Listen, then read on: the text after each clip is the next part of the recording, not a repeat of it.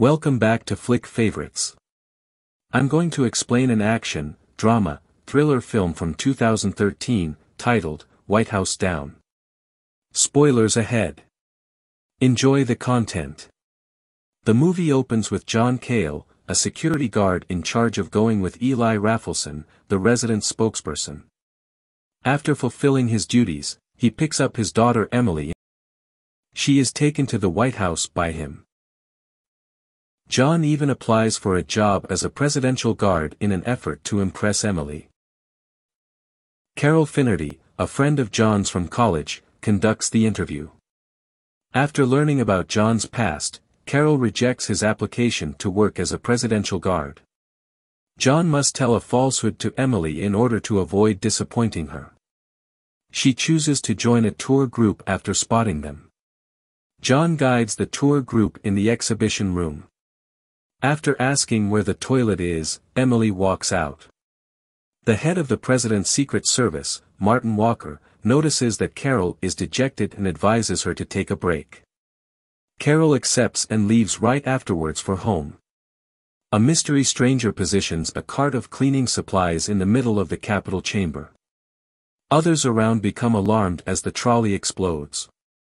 Raffleson and the vice president, who are present, are also immediately scrutinized along with the rest of the group. Bodyguards and Jenna, the vice president's aide, swiftly transport him aboard an Air Force jet.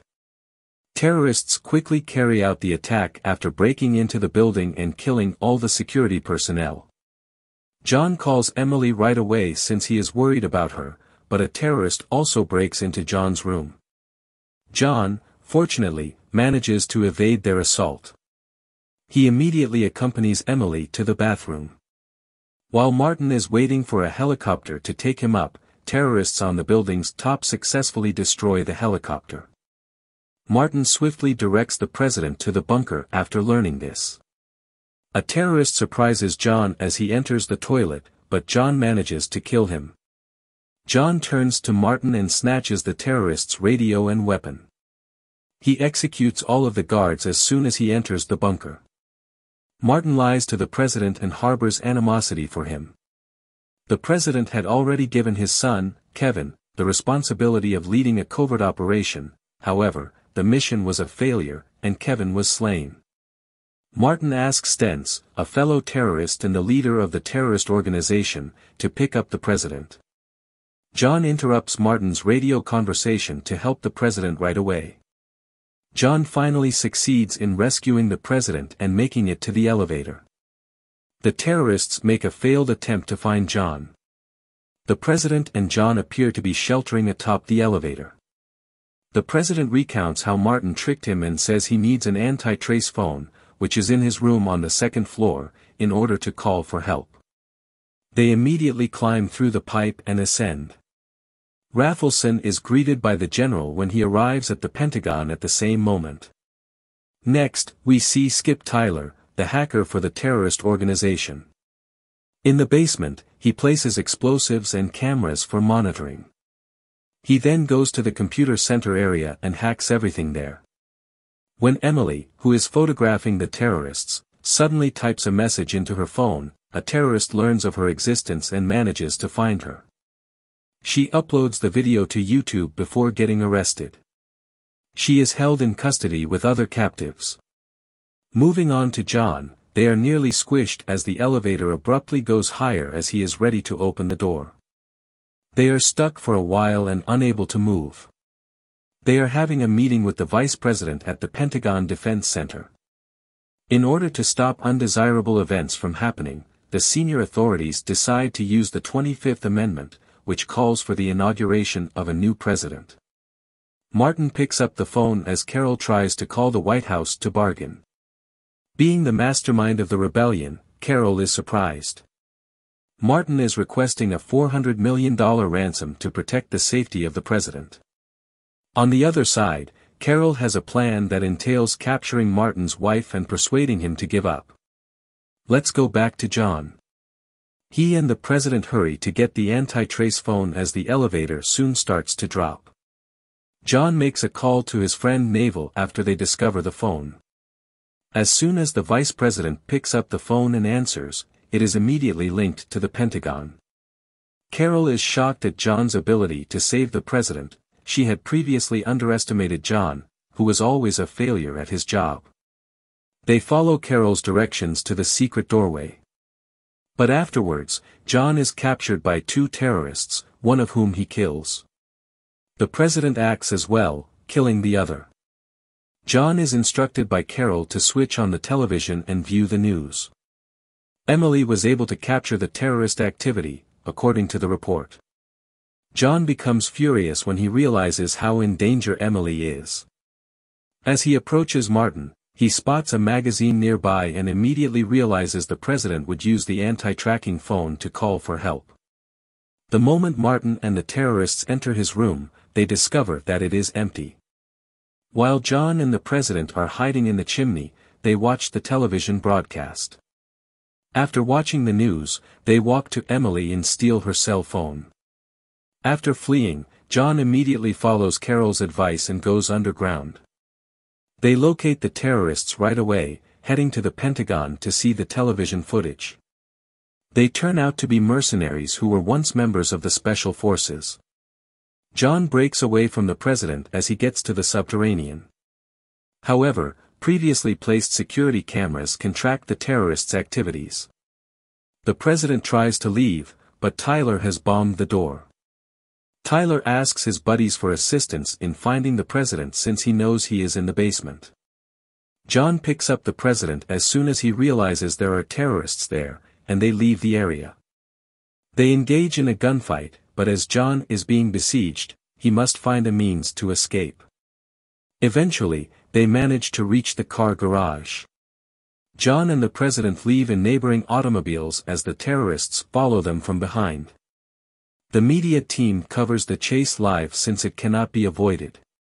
Shortly after, John sees Emily being taken hostage by a terrorist. As a result, an RPG rocket effectively immobilizes him, and he is launched into the pool. The president and John get out of the car and walk straight into the chamber. Stantz immediately starts firing a machine pistol as soon as he spots them. When the bullet hits the gas cylinder, there is a huge explosion. Martin looks all over for their bodies, but he can't find them. The door to the underground corridor is then seen to be open.